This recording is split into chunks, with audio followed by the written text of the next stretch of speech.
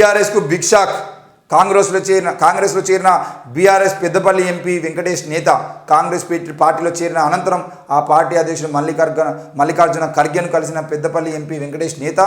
చిత్రంలో CM Revanth Reddy, deputy CM బట్టి Vikramarka, AICC ప్రధాన కార్యదర్శి కేసీ వేణుగోపాల్ తదితరులు. మొత్తానికైతే BRS MP Peddapalli MP Venkatesh నేత ఈరోజు కాంగ్రెస్ పార్టీలోకి రావడం జరిగింది. ఈ ఒక్క చిన్న విషయాన్ని మీరు అర్థం చేసుకుంటే ఈరోజు తెలంగాణ రాష్ట్ర వ్యాప్తంగా నిన్న మొన్న బగ్గుమన్నటువంటి వార్త అర్థం చేసుకోవచ్చు.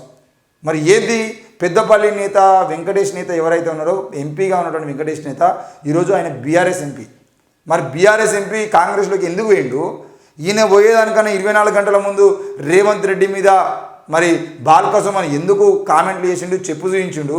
రాష్ట్ర వ్యాప్తంగా బాల్క సుమన్ను వార్తగా వైరల్గా ఎందుకు మార్చిరు? మరి మార్చిన తర్వాత ఈరోజు వెంకటేష్ నేత కాంగ్రెస్ పార్టీలోకి ఎందుకు చేరిండు?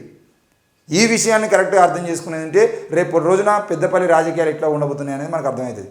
ఈరోజు పార్లమెంటు ఏంటిది పెద్దపల్లి పార్లమెంటు సంబంధించిన విషయంలో పెద్దపల్లి పార్లమెంటు ఎంపీ టికెట్ నా కొడుక్కి కావాలని చెప్పేసి వివేక్ వెంకటస్వామి పోరాటం చేస్తున్నాడు. వివేక్ వెంకటస్వామి కొడుకు మరి నాకే టికెట్ కావాలని చెప్పేసి ఆయన పేరు కార్తీక్ ఏదో ఉంది. మొత్తానికైతే వివేక్ వెంకటస్వామి కొడుకు కూడా ఆల్రెడీ అప్లై చేసిండు. నాకు ఎంపీ టికెట్ కావాలని చెప్పేసి పార్లమెంట్ టికెట్ కావాలని చెప్పేసి అప్లై చేసిండు.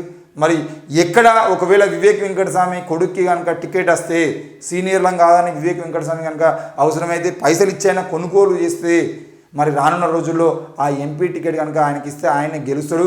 ఎందుకనంటే వివేక్ వెంకటస్వామి అక్కడ నిలబడి ప్రచారం చేసి ఊరూరుకు పోయి ఆయన కనుక హామీ ఇస్తే ఇంకో నేను మీకు అండగా ఉంటా, వివేక్ వెంకటస్వామి ఆయన నన్ను నమ్మండి, అవసరమైతే పెద్దపల్లి ఈరోజు చెన్నూరు అసెంబ్లీ ఎన్నికలప్పుడు కూడా నేను ఇక్కడికి ఐటీ కంపెనీలను తీసుకొస్తా, ఇక్కడ ఉద్యోగాలు కల్పిస్తా, 100 మందికి 1000 మందికి ఉపాధి కల్పిస్తా అని చెప్పేసి ఆనాడు చెన్నూరు అసెంబ్లీ నియోజకవర్గంలో తిరుగుతూ ఆయన ఏ విధంగా అయితే హామీ ఇచ్చిండో అదేవిధంగా ఇక్కడ కూడా హామీలు ఇచ్చేది ఉంటే నా పరిస్థితి ఏంది అని చెప్పేసి బాల్క సుమన్ అనుకున్నాడు. మరి ఆ వివేక్ వెంకటస్వామి కొడుక్కి ఎంపీ టికెట్ రాకుండా ఉండాలంటే బీఆర్ఎస్లో ఉన్నటువంటి ఎంపీ వెంకటేష్ నేతను కాంగ్రెస్ పార్టీలోకి పంపించాలి. కాంగ్రెస్ పార్టీలో పంపిస్తే ఏమవుతుంది? ఎంపీగా ఉన్నటువంటి వ్యక్తి కాంగ్రెస్ పార్టీలో చేరుతున్నాడు కాబట్టి రేపటి రోజున ఏఐసిసి నాయకులైనా ఇంకెవరైనా కూడా ఆ ఎంపీగా గెలిచినటువంటి వెంకటేష్ నేతకి కాంగ్రెస్ టికెట్ ఇవ్వండి, మరి ఆ టికెట్ ఇస్తామని హామీ ఇస్తేనే ఆయన కాంగ్రెస్ పార్టీలో చేరేటువంటి అవకాశం ఉంటుంది కాబట్టి అది హామీ ఇవ్వండి అని చెప్పేసి మల్లికార్జున ఖర్గే కానీ మిగతా వాళ్ళు కానీ కేసీ వేణుగోపాల్ గారు అని చెప్పారు. మరి వెంకటేష్ నేత ఈరోజు కాంగ్రెస్ పార్టీలో చేరడం జరిగింది. కాంగ్రెస్ పార్టీ నుండి ఆయనకు ఎంపీ టికెట్ కనుక ఇస్తే మరి ఆ ఎంపీ టికెట్ ఇప్పుడు కాంగ్రెస్ పార్టీ నుండి నిలబడేటువంటి అభ్యర్థి డమ్మీ కావాలంటే అది బాల్క సుమన్ సంబంధించిన వ్యక్తి డమ్మీ కావాలి.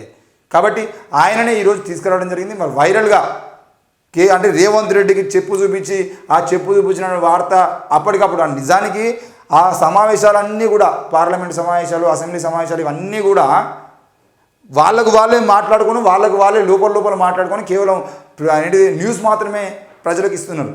కానీ ఈ వార్త మాత్రం బాల్క సుమనే స్వయంగా ఆ వీడియోలను ఎడిటింగ్ చేసుకొని తన ఫేస్బుక్ వాళ్ళ మీద, ట్విట్టర్ వాళ్ళ మీద, సోషల్ మీడియా వాళ్ళ మీద షేర్ చేసుకుంటున్నాడు. ఎందుకు అని అంటే అది ప్రచారం జరగాలి. ప్రచారం జరిగితే బాల్క సుమన్ అనే వ్యక్తి వైరల్గా మారుతాడు. బాల్క సుమన్ అని చెప్పేసి నిన్న మొన్న దాదాపు 48 గంటల పాటు మొత్తం కాంగ్రెస్ పార్టీ లీడర్లు ఆయన పేరే పలికిరు, బీఆర్ఎస్ పార్టీ లీడర్లు ఆయన పేరే పలికిరు, తెలంగాణ రాష్ట్ర వ్యాప్తంగా ఉన్నటువంటి మీడియా సంస్థలు మొత్తం బాల్క సుమన్ అరెస్టు, బాల్క సుమన్ మీద కేసు నమోదు, బాల్క సుమన్ అని చెప్పేసి పొద్దున నిద్ర లేచిన కానుండి రాత్రి పండుకునేంత వరకు మొత్తం బాల్క సుమన్ పేరే పేరు. అది బాల్క సుమన్ కోరుకున్నటువంటి ప్రచారం. మరి బాల్క సుమన్కి రేపు నాకు బీఆర్ఎస్ పార్టీ నుండి ఎంపీ టికెట్ కావాలని చెప్పేసి ఆయన కూర్చుంటే బీఆర్ఎస్ పార్టీకి సంబంధించిన వ్యక్తి తప్పకుండా ఆయననే ఎంపీ టికెట్ ఇవ్వాలని చెప్పేసి ఆయనకి సపోర్ట్ చేసే అవకాశం ఉంటే అప్పుడు ఆయనకి ఎంపీ టికెట్ ఇస్తే ఆయన ఆల్రెడీ ప్రచారంలో ఉన్నాడు కాబట్టి వైరల్గా మారింది కాబట్టి ఈరోజు గెలిచేటువంటి అవకాశాలు ఉంటాయి. ఇది వాళ్ళు చేసినటువంటి కుట్ర. మరి ఆ కుట్రలో భాగంగానే మొత్తానికి అయితే బీఆర్ఎస్ నుండి నాకు తెలిసైతే బీఆర్ఎస్ నుండి MP ticket Peddapalli MP ticket Balka సుమన్కు కన్ఫర్మ్ అవుతుంది.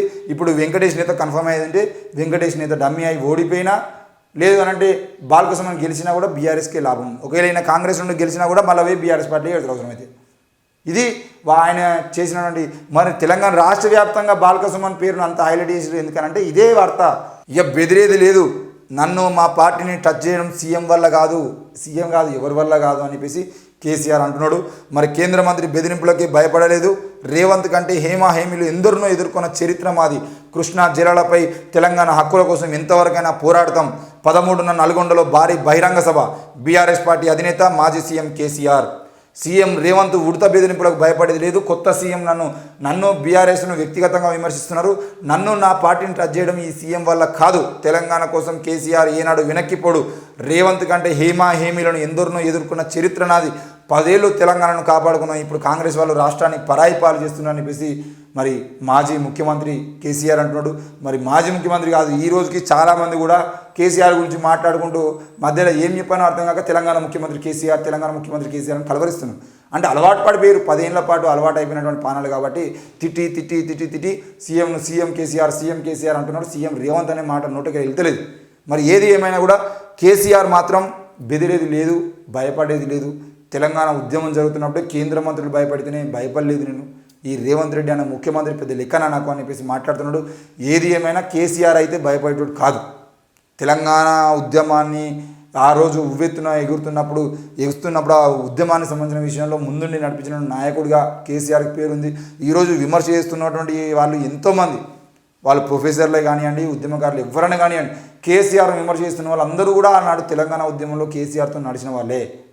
తెలంగాణ తీసుకురావడం కోసం ఆనాడు అందరం కలిసి పోరాటం చేసాం. కానీ ఆ నాయకత్వానికి ముందుండి పనిచేసినటువంటి కేసీఆర్ ఆనాడు భయపడలేదు. అది వాస్తవమే.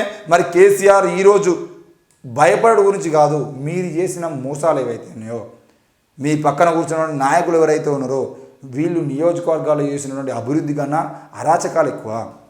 ఈరోజు ఒక్కో నాయకుడు తెలంగాణ రాష్ట్రంలో ఒక్కొక్క ఎమ్మెల్యే సంపాదించుకున్న ఆస్తుల వివరాలు చూస్తే తెలంగాణ రాష్ట్రం రాకముందు, తెలంగాణలో వాళ్ళ అధికారంలోకి రాకముందు, ఇప్పుడు వాళ్ళ ఆస్తులు ఏం చూసినట్లయితే అసలు ఒక మిరాకిల్ అనుకోవాలి.